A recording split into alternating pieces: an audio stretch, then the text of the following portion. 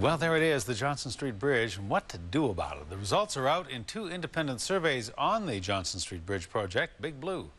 The City of Victoria worked with Ipsos-Reid to gather input, which will help Council to make decisions leading up to a fall referendum. Now, these 2 surveys included a sampling of Victoria citizens and downtown and Victoria West businesses.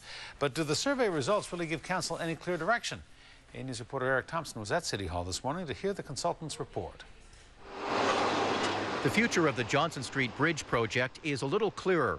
The results of 2 independent surveys on the issue are now in the hands of City Council and staff. The 2 surveys conducted over the last few weeks include a sample of Victoria citizens and a survey of downtown and Victoria West businesses. Well, the information that we've been provided by Ipsos-Reid will help the city develop how we will communicate with our citizenry and our businesses going forward as we move towards a referendum.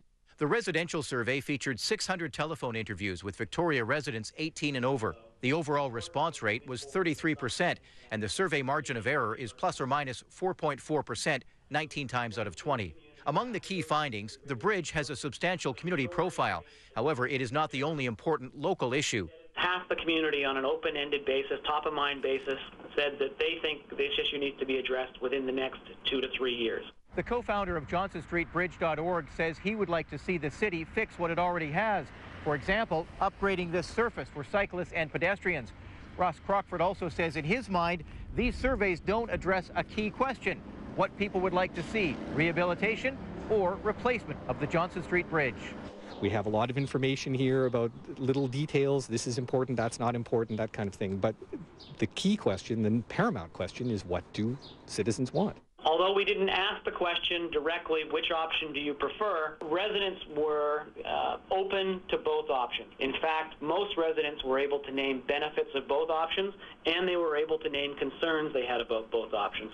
In terms of the question being posed to the community, the referendum has to ask borrowing permission from our citizenry about what we will borrow money for and for how much. It can't be rehabilitation or replacement. It has to be a very specific question. Let's go through some of the results that I used to shape. The business survey featured 225 telephone interviews with businesses located in downtown and Victoria West. The overall response rate was 45%, and the survey margin of error is plus or minus 6.5%, 19 times out of 20.